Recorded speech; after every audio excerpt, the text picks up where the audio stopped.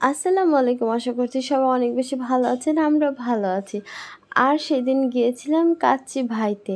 আর সেটাও একদম suddenly plan হয়েছে কাচ্চি ভাইতে যাব। আর কাচ্চি ভাইতে যাব সেটা কার জন্য সেটা তো অবশ্যই আশা করছি সবাই জানেন, আমাদের নূপুর মিসের জন্য। কারণ তার মাথায় কখন কি ভূত চাপে কেউ জানে না।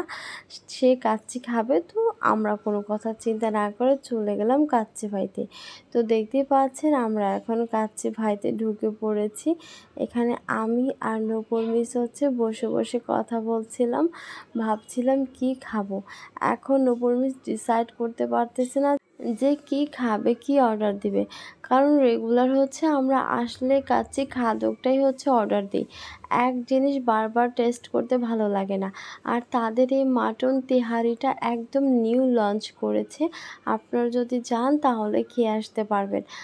কিন্তু আমার কাছে হচ্ছে তেহারিটা ভালো লাগে না, তাই আমি বলেছিলাম যে আমি খাবো না তেহারি, অন্য কিছু অর্ডার দাও। তাই দিয়েছি, আমাদের দুইটা মেনু অর্ডার দিয়েছিল। একটার মধ্যে ছিল প্লেন পোলাও আর হচ্ছে মাটন চুই ঝাল। আর একটা কম্বোর মধ্যে ছিল প্লেন পোলাও আর হচ্ছে রোস্ট আর বোরহানি ছিল। এই দুইটা প্ল্যাটারই হচ্ছে আমরা অর্ডার দিয়েছি। তারপর এখন হচ্ছে আমি দেখাচ্ছিলাম যে কয়টা দিয়েছে মাটন, বাট দেখলাম যে মাটন একটাই দিয়েছে। যাই হোক, সাথে নিয়েছিলাম হচ্ছে মিষ্টি দই। আর এই মিষ্টি দইটা আমি খাই নাই, কারণ আমার অনেক বেশি ঠান্ডা লেগেছে, তাই আমি খাই নাই। সেটা হচ্ছে নূপুর আর মনিকাই খেয়েছে। আর এখন মনিকা আমাকে বলছে খা, খেয়ে বেঁচে থাক, আর কত খাবি, খেতে থাক, এগুলো বলছিল, হাত দিয়ে দেখতেই পাচ্ছেন।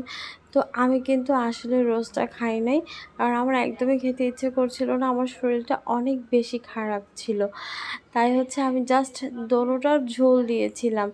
এই কি বলে এটাকে, মাটন যে চুই ঝাল ছিল এটারও আমি ঝোল নিয়েছিলাম, কারণ আমার কিছুই খেতে ইচ্ছে করছিল না। তারপর হচ্ছে এগুলো সব কিছু নিয়ে এখন আমি খাবো। আর ওদেরকে বলছিলাম যে খা, তোরা অর্ডার দিয়েছিস, তোরা খা।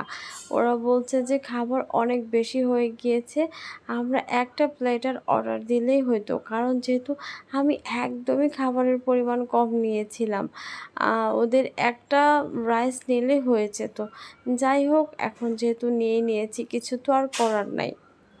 বাট বরাবরই কাচ্চি ভাইয়ের খাবার অনেক বেশি ভালো লাগে, যার কারণে যাওয়া হয়। আর নূপুর হচ্ছে ও এমন একটা মেয়ে, ওর যখন মন চাইবে যে এখন আমি কাচ্চি খাবো, এখন আমি স্যুপ খাবো, এখন আমি মোল্লার বিরিয়ানি খাবো, জাস্ট কোনো কথা নাই, ফোন দিবে কোথায় আছো চলে আসো, এখন আমরা এটা খাবো। তো আর কি, ওর ওর যখন ইচ্ছা ও সেটাই করবে। ও হচ্ছে এমন। তাহলে যখন স্কুলে আসি তখনই বললো যে আজকে না আমরা হচ্ছে খেতে যাব। তা আমি বললাম ঠিক আছে খেতে যাব। কোথায় খেতে যাবা? বললো যে প্রথমে বলেছিল যে মোল্লার, আর কি খাবে, খাসির রেজালা খাবে। তো বললাম ঠিক আছে খাবো, সমস্যা নাই। তারপর যখন আমরা একদমই কাচ্চি ভাইয়ের সামনে চলে আসলাম, তখন বলল যে কোনটা খাবো, ওইটা খাবো নাকি কাচ্চি ভাইতে যাব। আমি বললাম তোমার যেটা ইচ্ছা, কারণ আমার মোটেও খেতে ইচ্ছে করছিল না, আমি অনেক বেশি সিক ছিলাম। তারপর ডিসাইড হলো কাচ্চি ভাইতেই যাবে। তো দেখতেই পাচ্ছেন যে খাচ্ছি, আর আমি অল্প খাই আর বেশি খাই, আমার তো কাঁচামরিচ লাগবেই। যে কয়টা কাঁচামরিচ ছিল 6 থেকে 7টা, ওই 6-7টাই হচ্ছে আমার পেটের মধ্যে গিয়েছে। আর এখন মনিকা হচ্ছে খাচ্ছে, বোরহানি খেলো।